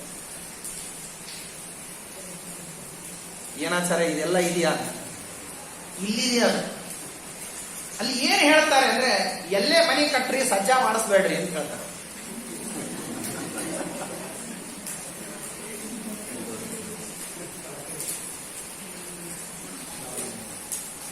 ಯಾಕೆ ಅಂದ್ರೆ ಕ್ರಮೇಣ ನಿಮ್ಗೆ ಏನಾಗ್ತದೆ ಅಂತಂದ್ರೆ ಸಜ್ಜಾ ಅಟ್ಟಗಳು ಇವನ್ನ ಮಾಡಿಸಿದ್ರಿ ಅಂತಂದ್ರೆ ನಿಮಗೆ ಬೇಗ ತಲೆ ಕೂದಲು ಬೆಳ್ಳಗಾಗ್ತದೆ, ಚಿಂತೆ ಹೆಚ್ಚಾಗ್ತದೆ. ಯಾಕಂದ್ರೆ ನೀವು ಎಲ್ಲ ಅಡ್ಡಾಡ್ತಿರ್ತೀರಿ, ಭಾರವಾದ ಪದಾರ್ಥಗಳನ್ನ ಮೇಲಿಟ್ಟಿರೋದ್ರಿಂದ ಅದು ಭಾರವಾದ ಪದಾರ್ಥ ಫಿಸಿಕಲಿ ಅಷ್ಟೇ ಅಲ್ಲಿರ್ತದೆ ಹೊರತಾಗಿ ನಿಮ್ ತಲೆ ಮೇಲೆ ಭಾರ ಇರ್ತದೆ. ಅದಕ್ಕೋಸ್ಕರ ದಯಮಾಡಿ ಭಾರ ಮೇಲಿಟ್ಟುಕೊಂಡು ನೀವು ಕೆಳಗೆ ಅಡ್ಡಾಡಬೇಡ್ರಿ, ಕಡಿಮೆ ಮಾಡ್ರಿ. ಅದನ್ನ ಭಾಗವತದಲ್ಲಿದೆ ಈ ಮಾತು. ನಿಮ್ಗೆ ಚೀನಿ ವಾಸ್ತುಶಾಸ್ತ್ರ ಅಂದ್ರೆ ಸ್ವಲ್ಪ ಅಪರೂಪ ಇರ್ತದೆ ಅಂತ ಅಲ್ಲಿ ಓದಿದ್ದನ್ನ ಹೇಳಿದೆ. ಭಾಗವತದಲ್ಲಿದೆ, ಚೀರಾಣಿಕಿಂ ಪಥಿನ ಸಂತಿ ದಿಶಂತಿ ಭಿಕ್ಷಾಂ ನೈವಾಂಗ್ರಿಪಾ ಪರಭೃತ ಸರಿತೋಪ್ಯಶುಷ್ಯನ್ ರುದ್ರಾ ಗುಹಾ ಕಿಮವಧೂತ ಸುಹೃನ್ನ ಕೃಷ್ಣ ಕಸ್ಮಾತ್ ಭಜಂತಿ ಕವಯೋ ಧನ ದುರ್ಮದಾಂಧಾನ್. ಬದುಕಲಿಕ್ಕೆ ಸಾಕಾಗೋದಿಲ್ಲ ಅಂತ ಪ್ರತಿಯೊಂದು ಕಡೆ ನಾವು ಮಾತಾಡ್ತೀವಿ. ಭಾಗವತ ಶಾಸ್ತ್ರದಲ್ಲಿ ದ್ವಿತೀಯ ಸ್ಕಂದದಲ್ಲಿ ಈ ಮಾತನ್ನ ಹೇಳುತ್ತಾರೆ ಶುಕಾಚಾರ್ಯ. ಬದುಕಲಿಕ್ಕೆ ಸಾಕಾಗೋದಿಲ್ಲ ಅಂತ ಯಾಕಂತ ಬಳಸಿ ಬಿಟ್ಟಿರ್ತಾರಲ್ಲ, ಬಟ್ಟೆಗಳು ಬೇಕಾದಷ್ಟು ಸಿಗ್ತಾವು, ಒಳ್ಳೆ ಬಟ್ಟೆನೇ ಬೇಕು ಅಂತ ಯಾಕಂತ ಯಾರು ಬಿಟ್ಟಿದ್ದೋ ಆ ಬಟ್ಟೆ ಸುಖವಾಗಿ ಮರ್ಯಾದೆ ಮುಚ್ಕೊಳ್ಳಿಕ್ ಬಟ್ಟೆ ಬೇಕು ಅಥವಾ ವೈಭವ ಬೇಕು. ಹಾಗೇನೆ ಬೇಕು ಅಂತ ಹೇಳಿ ನಾಲ್ಕ ಅಂತಸ್ತಿನ ಮನೆಯನ್ನ ಕಟ್ಲಿಕ್ಕೆ ಭೂಮಿಯನ್ನೆಲ್ಲ ಯಾಕೆ ತೋರು ಮರದ ಕೆಳಗೆ ಮಲ್ಕೊಂತಾರ. ಬಹಳ ಅತ್ಯಂತ ಸರಳವಾದ ಜೀವನ, ಗುಹೆಯನ್ನ ಆಶ್ರಯ ಮಾಡ್ಕೊಂತಾರೆ ಬದುಕಿ, ಅಥವಾ ಮರದ ನೆರಳಲ್ಲಿ ಬೇಡ, ಅದು ಬೇಡ, ಒಂದು ಬಿಟ್ಟು 10 ಕಟ್ಟೋದು ಬಿಟ್ರೆ ಸಾಕು. ನಾವು ಅಷ್ಟು ಕಡಿಮೆ ಮಾಡ್ಕೊಂಡ್ರೆ ಅದನ್ನೆಲ್ಲ ಮಾಡ್ಲಿಕ್ಕೆ ಆಗೋದಿಲ್ಲ. 10 ಕಟ್ಟೋದ್ರ ಬದಲು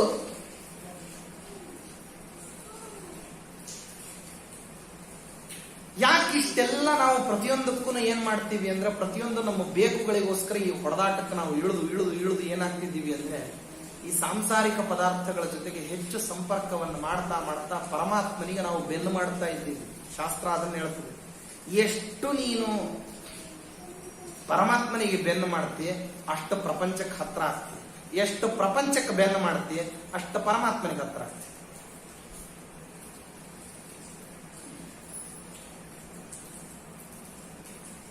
ಅಪೋಸಿಟ್ ವ್ಯಾಲ್ಯೂ ಇಸ್ ಕಾಂಪ್ಲಿಮೆಂಟರಿ ಅಂತ. ರೆಗ್ಯುಲರ್ ವ್ಯಾಲ್ಯೂ ನಿಮಗೆ ಕಾಂಪ್ಲಿಮೆಂಟರಿ ಆಗಿ ಸಿಗೋದಿಲ್ಲ, ನಾ ಸರಿಯಾಗಿ ಹೇಳ್ತೇನೆ. ಅಪೋಸಿಟ್ ವ್ಯಾಲ್ಯೂ ಯಾವಾಗಲೂ ಕಾಂಪ್ಲಿಮೆಂಟರಿ ಆಗಿ ಸಿಗುತ್ತೆ. ನೀವು ಪ್ರಪಂಚದ ಹತ್ತಿರಕ್ಕೆ ಹೆಚ್ಚು ಹೋದ್ರ ಪರಮಾತ್ಮನನ್ನು ದೂರ ಇಡ್ತೀವಿ, ಪರಮಾತ್ಮನ ಹತ್ರ ಹೆಚ್ಚು ಹೋದ್ರ ಪ್ರಪಂಚವನ್ನು ದೂರ ಇಡ್ತೀವಿ. ನಿರ್ಧಾರ ಮಾಡ್ಕೊಳ್ರಿ ಯಾರ ಹತ್ರ ನೀವಿರ್ಬೇಕು. ಪ್ರಪಂಚದ ಹತ್ರ ಹೋದ ಮಾತ್ರಕ್ಕೆ ನೀವು ಪ್ರಪಂಚ ಸಿಗ್ತದೆ ಅಂತ ಭ್ರಾಂತಿ ಒಳಪಡ್ಲಿಕ್ಕೆ ಹೋಗ್ಬೇಡ್ರಿ. ಆದ್ರೆ ಪರಮಾತ್ಮನ ಹತ್ರಕ್ಕೆ ಹೋದ್ರಿ ಅಂದ್ರೆ ಗ್ಯಾರಂಟಿ ಪ್ರಪಂಚನೂ ಸಿಗ್ತದೆ, ಪರಮಾತ್ಮನೂ ಸಿಗ್ತದೆ.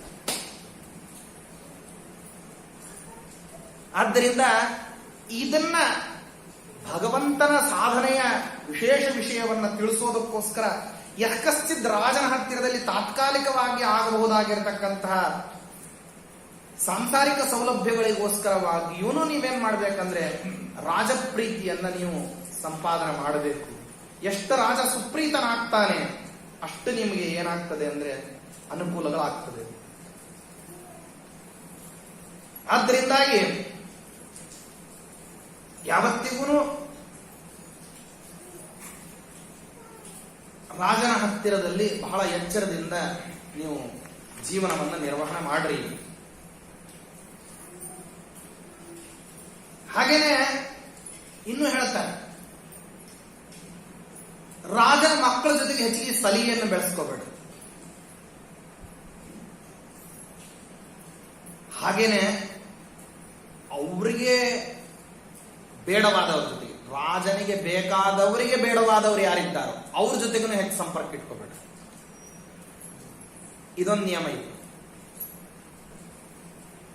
ಈ ನಿಮ್ಮ ಆಲ್ಜಿಬ್ರಾದಲ್ಲಿ ಒಂದು ನಿಯಮ ಹೇಳುತ್ತೇನೆ ನೋಡಿ, plus into plus plus, minus into minus plus, plus into minus minus, minus into plus also minus. ಇವಿದೆಯಲ್ವಾ ಸೂತ್ರಗಳು, ಇವು ರಾಜನೀತಿಯಲ್ಲಿ. ಮಿತ್ರನ ಮಿತ್ರ ಮಿತ್ರ, ಮಿತ್ರನ ಶತ್ರು ಶತ್ರು, ಶತ್ರುವಿನ ಮಿತ್ರ ಮಿತ್ರ, ಶತ್ರುವಿನ ಶತ್ರು ಮಿತ್ರ.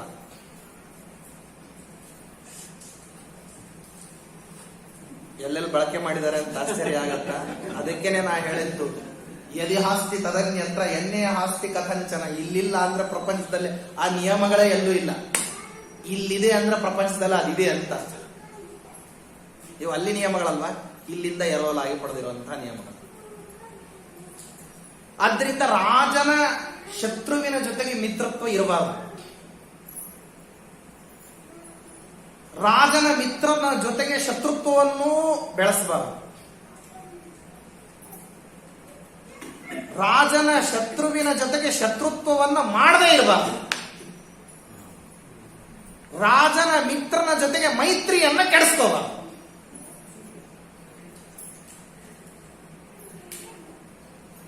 ಇದನ್ನ ಬಹಳ ಎಚ್ಚರದಿಂದ ಕಾಪಾಡಿಕೊಳ್ಳಿ.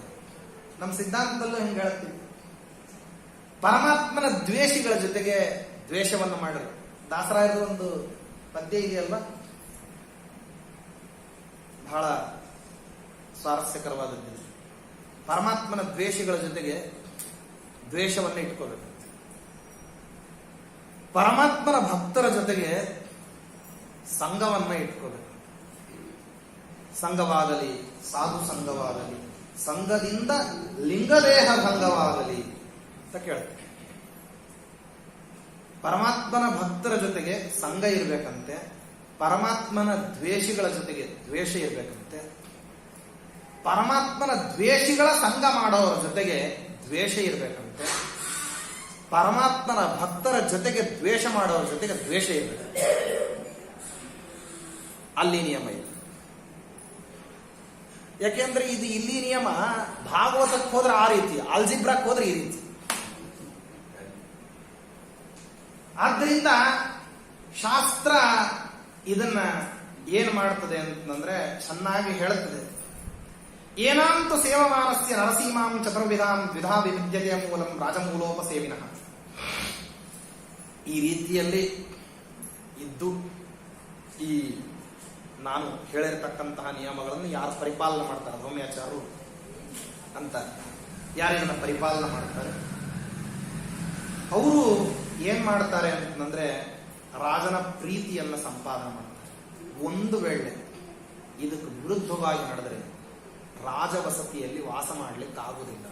ರಾಜನ ಹತ್ತಿರದಲ್ಲಿ ನೀವಿರಬೇಕು ಅಂತಂದ್ರೆ ಈ ನಿಯಮಗಳನ್ನು ಅವಶ್ಯವಾಗಿ ಪರಿಪಾಲನೆ ಮಾಡಿ.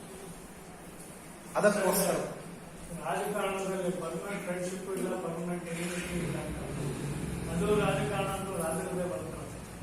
ಡೆಮೋಕ್ರಸಿ ರಾಜಕಾರಣ ಬೇರೆ, ಏಕಪ್ರಭುತ್ವದ ರಾಜಕಾರಣ. ಡೆಮೋಕ್ರೆಟಿಕ್ ರಾಜಕಾರಣದಲ್ಲಿ ಏನಿದೆಯಲ್ಲ ಅಲ್ಲೂ ಈ ನಿಯಮಗಳೆಲ್ಲ ಅನ್ವಯಿಸ್ತವೆ. ಆದ್ರೆ ನಿಮಗೆ ಅವೆಲ್ಲ ಪ್ರಕಾಶಕ್ಕೆ ಬರುವುದಿಲ್ಲ. ಒಳ ಒಪ್ಪಂದಗಳನ್ನು ಯಾವ್ದಾವುದನ್ನು ಮಾಡ್ಕೊಂಡಿರ್ತಾರಲ್ಲ ಅದು ನಿಮಗೆ ಗೊತ್ತಾಗೋದಿಲ್ಲ. ಇವರೆಲ್ಲ ಮೇಲ್ನೋಟದಲ್ಲಿ ಕೆಸರೆ ಎರಚಾಡ್ತಿರ್ತಾರೆ, ಅವ್ರು ಸರಿ ಇಲ್ಲ ಅಂತ ಇವ್ರು ಸರಿ ಇಲ್ಲ. ಆದ್ರೆ ಒಳಗೆ ಹೋದ್ನಂತದಲ್ಲಿ ಇಬ್ರು ಒಟ್ಟಿಗೆ ಸೇರ್ಕೊಂಡಿರ್ತಾರೆ. ನೀವು 5 ವರ್ಷ, ನಾವು 5 ವರ್ಷ, ನಿಮ್ದು ಆಯ್ತಿಲ್ಲ 5 ವರ್ಷ, ಈಗ ನಮ್ಗೆ ತಿನ್ಲಿಕ್ಕೆ ಬಿಡ್ರಿ. ಮಧ್ಯದಲ್ಲಿ ನಿಮಗೆ ಏನ್ ಮಾಡ್ತೀವಿ ಅಂತಂದ್ರೆ ಬಲಿಹರಣ ಮಾಡ್ತೀವಿ.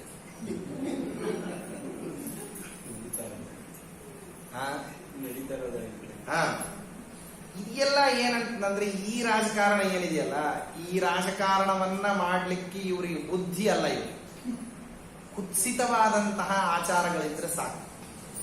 ಕುತ್ಸಿತವಾದ ನೀತಿ, ಬುದ್ಧಿವಂತಿಕೆಯ ರಾಜಕಾರಣ ಮಾಡ್ಬೇಕಂತಂದ್ರೆ ಅವಾಗ ಮನುಷ್ಯ ತುಂಬಾ ಮೇಧಾಶಕ್ತಿ ಸಂಪನ್ನನಾಗಿರ್ಬೇಕು. ಇವರಿಗೆಲ್ಲ ಆ ಸಮಸ್ಯೆಗಳಿಲ್ಲ.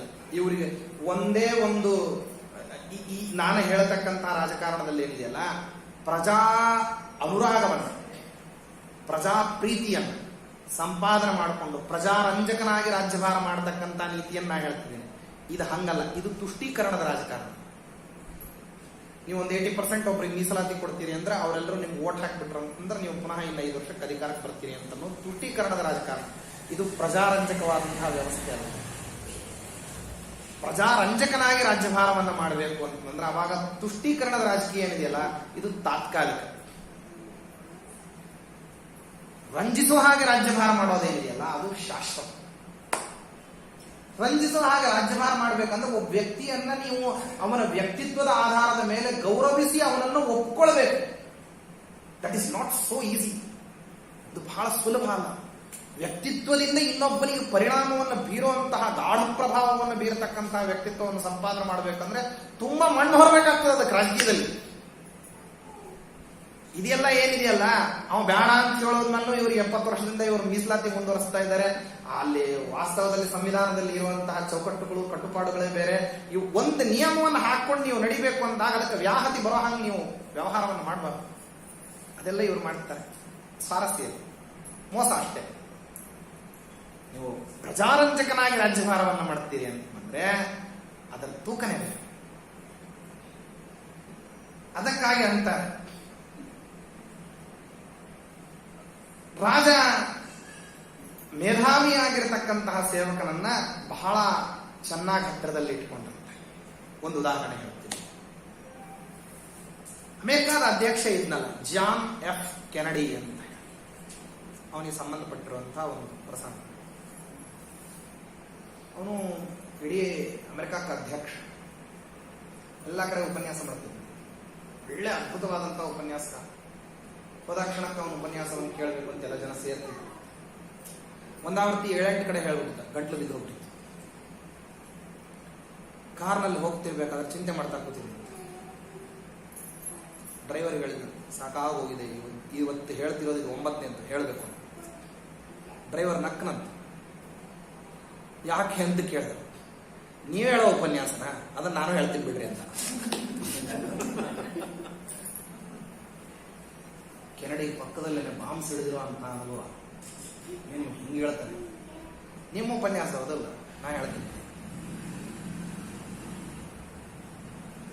ಹೌದಾ ಅಂತ ಕೇಳಿದೆ. ಖಂಡಿತ. ಆದ್ರೆ ಒಂದೇ ಸಮಸ್ಯೆ, ಅಲ್ಲಿ ಹೋದ್ರೆ ಯಾರು ನಿಮ್ಮನ್ನ ಅಮೆರಿಕ ಅಧ್ಯಕ್ಷ ಅಂತ ಹೇಳಿ ನೀವು ಯಾರು ಅಂತ ಏನಾರ ಗೊತ್ತಿದೆಯಾ? ಏನು ಗೊತ್ತಿಲ್ಲ. ಆಗಿನ ಕಾಲಕ್ಕೆ ಫೋಟೋ ಗಿಟೋ ಇತ್ಯಾದಿಗಳೆಲ್ಲ ಇನ್ನೂ ಅಷ್ಟೊಂದು ಪ್ರಭಾವ ಬರದೇ ಇರುವಂತಹ ದಿವಸ.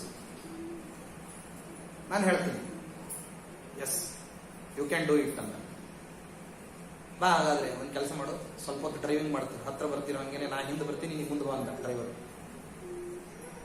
ಕೋಟ್ ತೆಗೆದ, ಚೇಂಜ್ ಮಾಡ್ದ. Yes, being John F Kennedy,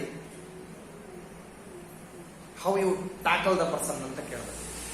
ಈಗ ನೀವು ಕುತ್ಕೊಂಡ್ರೆ ತೋರಿಸ್ತೀನಿ ಅಂತ ಹಾಕೊಂಡು ಆದ್ಯತೆಯಿಂದ ಹಿಂದಕ್ಕೆ ಸೀಟ್ನಲ್ಲಿ ಹೊರಕೊಂಡು ಕೂತ್ಕೊಂಡು ಅವ್ರು ಬಂದ ತಕ್ಷಣ ಬಾಗಲ್ ತೆಗೆದ್ರು, ಸ್ವಾಗತವನ್ನು ಹೇಳಿದ್ರು, ಬರ್ರಿ ಅಂತ ಹೋದ.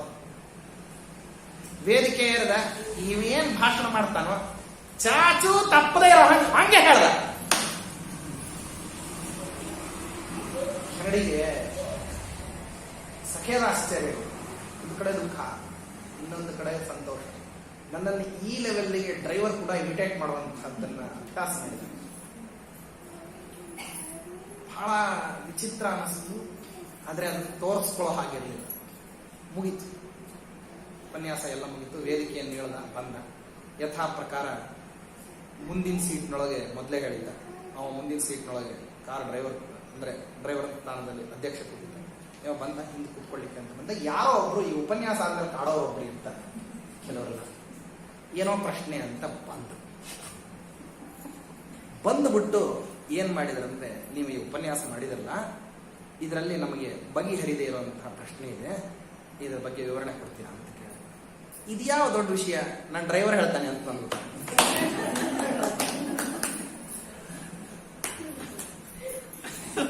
ಇದು ಯಾವ್ದ್ರೆ ದೊಡ್ಡ ವಿಷಯ, ನನ್ನ ಡ್ರೈವರ್ ಹೇಳ್ತಾನೆ ಅಂದ.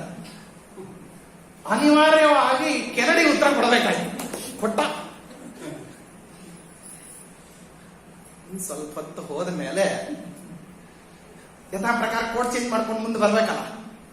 ಆವಾಗ ಕೆನಡಿ ಅಂದ, ನೀನು ಉಪನ್ಯಾಸ ಮಾಡಿದ್ದೇನೋ, ನೀ 58 ಕಡೆ ಕೇಳಿದ್ದಿ ಮಾಡಿದಿ, ನನಗೆ ಅದೇನು ಬಹಳ ದೊಡ್ಡ ಅದ್ಭುತ ಅಂತ ಅನಿಸ್ಲಿಲ್ಲ.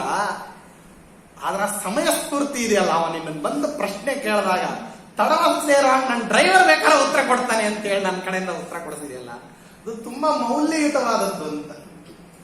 ಅದಕ್ಕೆ ಡ್ರೈವರ್ ಹೇಳ್ದ, ತುಂಬಾ ಅಭ್ಯಾಸ ಮಾಡಿದ್ವಿ ಅಂತಂದ್ರೆ ಒಂದು ವಿಷಯವನ್ನ ಯಾವ ರೀತಿ ಟ್ಯಾಕಲ್ ಮಾಡಬೇಕು ಅಂತ ನಮಗೆ ಸಿದ್ಧಿ ಆಗತ್ತೆ. ಆದ್ರಿಂದ ಅವನೇನೋ ಈ ರೀತಿಯಲ್ಲಿ ಸಹಜವಾಗಿ ತಗೊಂಡ. ಆದ್ರೆ ಸಾಮಾನ್ಯವಾಗಿ ಮಾರನೇ ದಿವಸ ಕೆನಡಿ ಏನ್ ಕೆಲಸ ಮಾಡ್ದ ಅಂದ್ರೆ, ಡ್ರೈವರ್ ನನ್ನ ನೌಕರಿಯಿಂದ ವಜಾ ಮಾಡಿದ. ಕಥೆಯ ಮುಂದಿನ ಭಾಗ. ಕಥೆಯ ಮುಂದಿನ ಭಾಗದಲ್ಲಿ ಹುದ್ದೆಯಿಂದ ಕಿತ್ತಾಕದ. ನಾನು ನಿನ್ನ ಪ್ರತಿಭೆಗೆ ತುಂಬಾ ಪುರಸ್ಕಾರ ಕೊಡ್ತೀನಿ, ಆದ್ರೆ ನಾಳಿನಿಂದ ವೈಟ್ ಹೌಸಿಗೆ ಬರಬೇಡ.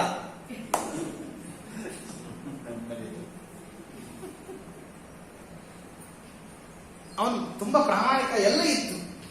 ನಾನು ಯಾಕೆ ಈ ದೃಷ್ಟಾಂತವನ್ನ ಅವನನ್ನ ಯಾಕೆ ದೃಷ್ಟಾಂತ ಹೇಳಲಿಕ್ಕೆ ಬಂದೆ ಅಂದ್ರೆ, ಅಧಿಕಾರಾರೂಢನಾದಂತಹ ವ್ಯಕ್ತಿ ಒಂದು ವಿಷಯವನ್ನ ತಾನು ಸ್ವೀಕಾರ ಮಾಡಬೇಕಾದ್ರೆ ಅಷ್ಟು ಸುಲಭವಾಗಿ ಸ್ವೀಕಾರ ಮಾಡೋದಿಲ್ಲ. ಯಾವ ರೀತಿ ನ್ಯೂಟ್ರಲ್ ಪರ್ಸನ್ ಅದನ್ನ ಅಬ್ಸರ್ವ್ ಮಾಡ್ತಾನೆ, ಅಧಿಕಾರಾರೂಢನಾದಂಥವನು ಆ ಮಟ್ಟದಲ್ಲಿ ಅಬ್ಸರ್ವ್ ಮಾಡೋದಿಲ್ಲ.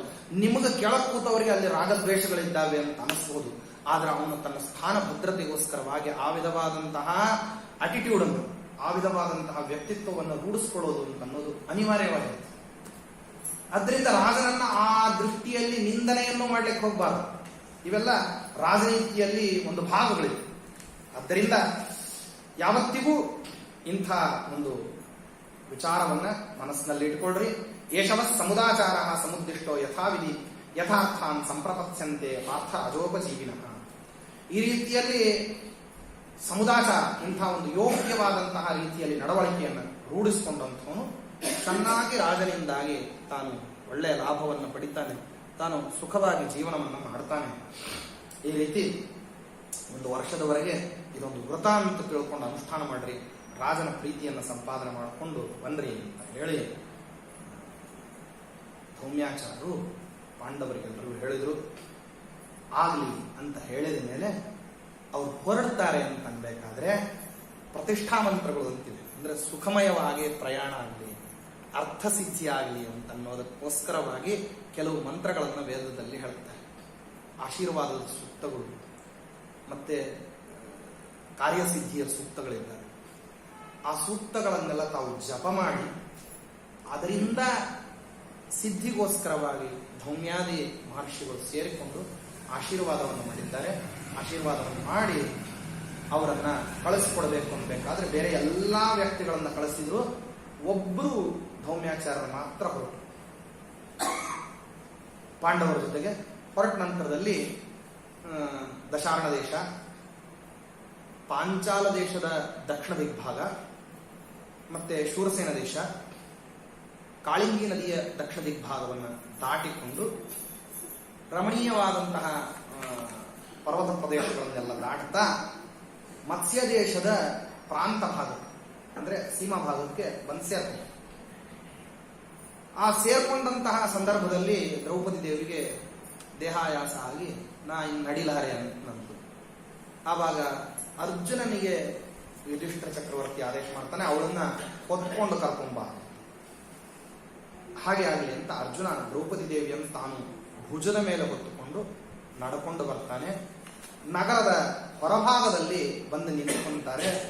ಎಲ್ಲರ ಹತ್ತಿರದಲ್ಲೂ ಅವರವರ ಆಯುಧಗಳಿರ್ತವೆ. ಧೌಮ್ಯಾಚಾರ್ಯರಿಗೆ ಹೇಳ್ತಾರೆ ಏನಂದ್ರೆ ಅವರವರು ನಿತ್ಯದಲ್ಲಿ ಅಗ್ನಿಹೋತ್ರವನ್ನು ಮಾಡ್ತಿರ್ತಾರೆ. ಅದಕ್ಕೆ ಆರಣಿ ತತ್ಸಂಬಂಧವಾಗಿರ್ತಕ್ಕಂತಹ ಪಾತ್ರೆಗಳು ಎಲ್ಲವೂ ಇರ್ತವೆ. ಅದನ್ನೆಲ್ಲ ಧೌಮ್ಯಾಚಾರ್ಯರಿಗೆ ಒಪ್ಪಿಸಿ ನಮ್ಮ ಅಗ್ನಿಹೋತ್ರವನ್ನು ನೀವೇನ್ ಮಾಡ್ರಿ ಅಂದ್ರೆ ಇನ್ನು ವರ್ಷ ಪರ್ಯಂತರವಾಗಿ ಸಂರಕ್ಷಣೆ ಮಾಡ್ರಿ, ಮತ್ತೆ ಪುನಃ ವತ್ಸರಾನಂತರದಲ್ಲಿ ನಾವು ಈ ಅಗ್ನಿಹೋತ್ರವನ್ನು ಪ್ರತಿ ಸ್ವೀಕಾರ ಮಾಡುತ್ತೀವಿ, ಅಲ್ಲಿವರೆಗೆ ನಮ್ಮ ಪರವಾಗಿ ನೀವೇ ಈ ಅಗ್ನಿಯನ್ನ ನಿಯುಕ್ತರಾಗಿ ನೋಡಿಕೊಳ್ಳ್ರಿ ಅಂತ ಹೇಳಿ ಒಪ್ಪಿಸಿದ್ರು. ಒಪ್ಪಿಸಿ ಅವರ ತಮ್ಮ ಆಶ್ರಮಕ್ಕೆ ಹೋಗೋದಕ್ಕೋಸ್ಕರ ಅರಣ್ಯದ ಗಹ್ವರ ಭಾಗದಲ್ಲಿ ಮತ್ಸ್ಯದೇಶದ ಹತ್ತಿರದಲ್ಲಿ ಅವರ ಆಶ್ರಮಕ್ಕೆ ಹೋಗೋದು ತಿಳಿಸಿ ತಾವು ಆ ಮತ್ಸ್ಯದೇಶದ ತುದಿ ಸೀಮಾ ಭಾಗಕ್ಕೆ ಬಂದು ನಿಂತ್ಬಿಟ್ರು.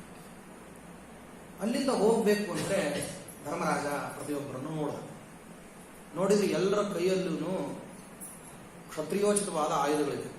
ಭೀಮಸೇನ ದೇವರು ತಮ್ಮ ಬಿಲ್ಲು, ಬಾಣ, ಕತ್ತಿ, ಗದೆ ಇಷ್ಟು. ಅರ್ಜುನ ತನ್ನ ಗಾಂಡೀವ, ತನ್ನ ಅಕ್ಷಯವಾದಂತಹ ಬತ್ತಳಿಕೆ, ಅವನು ಕತ್ತಿ ಅವನು. ನಕುಲ ಸಹದೇವಾದಿಗಳು ಅವರ ಹೊರೆಯಲ್ಲಿ ಇಟ್ಟುಕೊಂಡಿರುವಂತಹ ಕತ್ತಿ. ಧರ್ಮರಾಜ ತನ್ನ ಧನುಸ್ಸು, ತನ್ನ ಬಾಣಾದಿಗಳು, ತನ್ನ ಕತ್ತಿ. ಇಷ್ಟೆಲ್ಲ ಆಯುಧ ಸಹಿತರಾಗಿ ನಾವು ಒಳಗೆ ಹೋದ್ವಿ ಅಂದ್ರೆ ನಮ್ಮನ್ನು ಯಾರು ಬೇಕಾದ್ರೂ ಏನ್ ಮಾಡ್ತಾರೆ ಅಂದ್ರೆ ಪಾಂಡವರು ಅಂತ ಗುರುತು ಹಿಡಿತಾರೆ. ಅದಕ್ಕೆ ಏನ್ ಮಾಡಬೇಕು ಅಂತ ಯೋಚನೆ ಮಾಡಿ ಆ ನಗರದ ಹೊರಭಾಗದಲ್ಲಿರ್ತಕ್ಕಂತಹ ಒಂದು ದೊಡ್ಡ ಶಮಿ ವೃಕ್ಷವನ್ನು ನೋಡ್ತಾರೆ. 8 ದಿಕ್ಕುಗಳಿಗೂ ವಿಸ್ತೃತವಾದಂತಹ ರೆಂಬೆ ಕೊಂಬೆಗಳೆಲ್ಲ ಬೆಳೆದಿರ್ತವೆ. ಆ ಬೆಳೆದಿರುವಂತಹ ಪ್ರದೇಶ ವಿಶೇಷದ ಹತ್ತಿರದಲ್ಲಿ ಒಂದು ದೊಡ್ಡದಾಗಿರ್ತಕ್ಕಂತಹ ಒಂದು ವಸ್ತ್ರದಲ್ಲಿ ಎಲ್ಲರೂ ತಮ್ಮ ತಮ್ಮ ಆ ಧನುಸ್ಸಿನ ಜ್ಯಾಬಂಧಗಳನ್ನೆಲ್ಲವನ್ನು ಕೂಡ ಕಳಚಿ, ನಾಣಿಯನ್ನೆಲ್ಲ ಬಿಚ್ಚಿ, ಮತ್ತೆ ಬತ್ತಳಿಕೆಯನ್ನ, ಗದೆಯನ್ನು ಎಲ್ಲರನ್ನು ಕೂಡ ಒಪ್ಪವಾಗಿ ಜೋಡಿಸಿ ಒಂದು ಮನುಷ್ಯಾಕಾರದ ದೇಹ ಬರೋ ಹಂಗೆ ಅದನ್ನು ಚೆನ್ನಾಗಿ ಕಟ್ಟಿಬಿಟ್ಟು ಕೆಳಗಿನಿಂದ ಎತ್ತಿ ಕೊಡ್ತಾರೆ. ಸಹದೇವ ಅದನ್ನ ಶಮಿ ವೃಕ್ಷದ ತುದಿ ಭಾಗದಲ್ಲಿ ಕಟ್ತಾರೆ. ಕಟ್ಟಿದ ಕ್ಷಣಕ್ಕೆ ಕಟ್ಟೋದೇನೋ ಕಟ್ಟಿಬಿಟ್ರು. ಅದು ಸ್ಮಶಾನದ ಹತ್ತಿರದ ಭಾಗ ಆದ್ರಿಂದ ಅಲ್ಲಿಂದ ಬರ್ತಿರ್ಬೇಕಾದ್ರೆ ಕೆಲವು ಈ ಅಡವಿ ಪ್ರಾಂತ್ಯಕ್ಕೆ ನಗರದ ಹೊರಗೆ ಬಂದು ದನ ಮೇಯಿಸುವಂತಹ ಹುಡುಗರುಗಳು ಇರ್ತಾರಲ್ಲ, ಅವ್ರು ಹೇಳ್ತಾರೆ, ನೋಡ್ರಿ ನಾವು ಪರಪ್ರಾಂತೀಯ ಜನ, ನಮ್ಮ ಆಚಾರದ ಪ್ರಕಾರ ಏನಪ್ಪಾ ಅಂತಂದ್ರೆ ನಮ್ಮಲ್ಲಿ ವ್ಯಕ್ತಿಗಳು ಅವರು ಸತ್ತು ಹೋಗ್ಬಿಟ್ರು ಅಂದ್ರೆ ಅವರ ಶವವನ್ನ ಹದ್ದು ಕಾಗೆಗಳಿಗೆ ಆಹಾರ ಆಗುವ ಹಾಗೆ ನಾವೇನ್ ಮಾಡ್ತೀವಿ ಅಂತಂದ್ರೆ ಒಂದು ವೃಕ್ಷದ ತುದಿ ಕೊಂಬೆಯಲ್ಲಿ ಕಟ್ತೀವಿ. ಅದನ್ನ ಹದ್ದುಗಳು, ಕಾಗೆಗಳೆಲ್ಲ ಬಂದು ತಿಂದು ಹೋಗ್ತವೆ. ನಮ್ಮ ಆಚಾರ ಹೀಗಿದೆ. ಆದ್ರಿಂದ ಅಲ್ಲಿ ನಮ್ಮ ತಾಯಿಯ ಶವವನ್ನು ನಾವು ಕಟ್ಟಿದ್ದೀವಿ. ಯಾರು ಅಲ್ಲಿ ಹೋಗೋದು ಬೇಡ. ಯಾಕಂದ್ರೆ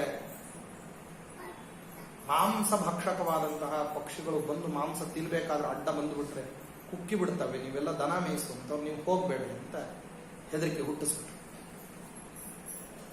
ಇದು ಆಚಾರ ಇದೆ ಅಂತ ಇದನ್ನು ನೋಡಿದ ಮೇಲೆ ಇಂಥದ್ದೊಂದು ಆಚಾರ ಇರ್ಲಿಕ್ಕೆ ಸಾಧ್ಯವೋ ಏನೋ ಕಥೆ ಹೇಳಿದಾರೆ ಅಂತಂದ್ರೆ ವಾಸ್ತವದಲ್ಲಿ ಈ ಬಂಗಾಳ ಪ್ರಾಂತ್ಯದ ಹತ್ತಿರದಲ್ಲಿ, ಬಂಗಾಳ ಮತ್ತು ಒರಿಸ್ಸಾ ಪ್ರಾಂತ್ಯದ ಹತ್ತಿರದಲ್ಲಿ ಫಾರ್ಸಿ ಅಂತ ಒಂದು ಜನಾಂಗ. ಪ್ರಸಕ್ತ ಭಾರತ ದೇಶದಲ್ಲಿ ಅವರೊಂದು 70,000 ಜನ ಇದ್ದಾರೆ. ಅತ್ಯಂತ ಅಲ್ಪಸಂಖ್ಯಾತರು ನಿಜಾರ್ಥದಲ್ಲಿ. ಈ ಗೋದ್ರೇಜ್ ಕಂಪನಿ ಇದೆಯಲ್ಲ, ಈ ಗೋದ್ರೇಜ್ ಕಂಪನಿಯ ನಿರ್ಮಾಪಕನು ಒಬ್ಬ ಫಾರ್ಸಿ ಜನಾಂಗ. ಅವರಲ್ಲಿ ಈ ಆಚಾರ ಇದೆ. ಏನಂದ್ರೆ ತಂದೆ ತಾಯಿಯರು ಸತ್ತು ಹೋಗ್ಬಿಟ್ರೆ ಶವವನ್ನ ಸಮಾಧಿ ಅಂದ್ರೆ ಹೂಳೋದಾಗ್ಲಿ ಅಥವಾ ಸುಡೋದಾಗ್ಲಿ ಮಾಡದೇನೆ ಹದ್ದು ಕಾಗೆಗಳಿಗೆ ಆಹಾರ ಆಗುವ ಹಂಗೆ ಅತ್ಯಂತ ಎತ್ತರದ ಭಾಗದಲ್ಲಿ ಹೋಗ್ಬಿಟ್ಟು ಶವವನ್ನ ಬಟ್ಟೆಯಲ್ಲಿ ಕಟ್ಟಿಡ್ತಾರೆ. ನಾ ಇದೆಯೋ ಇಲ್ಲೋ ಅಂತ ವಿಚಾರ ಮಾಡಲಿಕ್ಕೆ ತುಂಬಾ ಹುಡುಕಿದ್ದೆ. ಇದೆ, ಈ ಆಚಾರ ಇದೆ. ಆ ರೀತಿಯಲ್ಲಿ ಹೇಳಿದ್ರಂತ. ಆ ರೀತಿಯಲ್ಲಿ ಹೇಳಿದಾಗ ಆ ಗೋಪಾಲಕರೆಲ್ಲ ಹೆದರ್ಕೊಂಡ್ರು. ಹೋಗ್ಲಿಕ್ಕೆ ಹೋಗ್ಬೇಡ್ರಿ, ಶವ ಇದೆ ಅಂತಂದು ಹೇಳಿದಾಗ ಹೆದರ್ಕೊಂಡ್ರು. ಅಲ್ಲಿ ಮೊದಲಿನಿಂದ ಅದು ಒಂಥರ ದೊಡ್ಡದಾದಂತಹ ಶಮಿ ವೃಕ್ಷ ಆದದ್ರಿಂದ ಅಲ್ಲಿ ಹಕ್ಕಿಗಳು ಇವು ಬರೋದು, ಮತ್ತೆ ಸ್ಮಶಾನದ ಹತ್ತಿರದ ಭಾಗ ಆದದ್ರಿಂದ ಅಲ್ಲೆಲ್ಲ ಮತ್ತೆ ಹದ್ದು, ಗಿಡುಗ, ಕಾಗೆ, ಗೂಬೆ, ಗೃದ್ರ ಪಕ್ಷಿಗಳು ಇವೆಲ್ಲವೂ ಅಲ್ಲಿ ಸಹಜವಾಗಿ ಇದ್ದು ಇವರು ಹೇಳಿದ ಮೇಲೆ ಅದು ಹೆದರಿಕೆ ಸಹಜವಾಗಿ ಎಲ್ರಿಗೂ ಆರಂಭ ಆಯಿತು. ಯಾರು ಆ ಕಡೆ ಹೋಗೋದನ್ನೇ ನಿಲ್ಲಿಸ್ಬಿಟ್ರು. ಕಾರ್ಯಸಿದ್ಧಿಯಾಯಿತು ಅಂತ ಹೇಳಿ ಮುಂದಕ್ಕೆ ಬಂತು. ಇಯಂ ಮನೆ ಮನುಷ್ಯೇಂದ್ರ ಮಹತಿ ದೃಶ್ಯತೆ ಶಮಿ ಭೀಮಶಾಖಾ ದುರಾರೋಹ ಶ್ಮಶಾನಶ್ಚ ಸಮೀಪತಃ ವಿಪುಲಾ ಕಿರಣಶಾಖಾ ಚ ವಾಯಸೈರುಪಸೇವಿತಾ ಸಮೀಪೇ ಚ ಸ್ಮಶಾನಸ್ಯ ಗೃಹಂ ನಾಸ್ಯ ವಿಶೇಷತಃ ಸಮಾಸಜ್ಜಾಯುಧಾನ್ಯಸ್ಯಾಂ ಗಚ್ಛಾಮೋ ನಗರಂ ಪ್ರತಿ ಅಂತ ಹೇಳಿ ಮಾತಾಡಿಕೊಂಡು ಅಲ್ಲಿ ಕಟ್ಟಿ ಹಾಕಿದ್ರು. ಕಟ್ಟಿ ಹಾಕಿ ಹೊರಡಬೇಕು. ಹೊರಡುವಂತಹ ಸಂದರ್ಭದಲ್ಲಿ ದೇವತಾ ಪ್ರಾರ್ಥನವನ್ನು ಮಾಡಿ ಛದ್ಮವೇಷದಿಂದ ನಾವಿರಬೇಕಾದ್ರೆ ನಮ್ಮನ್ನು ಯಾರು ಗುರುತಿಸ್ಬೇಕು ಅಂತ ಆಕಸ್ಮಿಕವಾಗಿ ಪ್ರಸಂಗವಶಾತ್ ಯಾರಾದರೂ ನಮ್ಮ ಶತ್ರು ಪಕ್ಷದವರು ಎದುರಿಗೆ ಬಂದುಬಿಟ್ರು.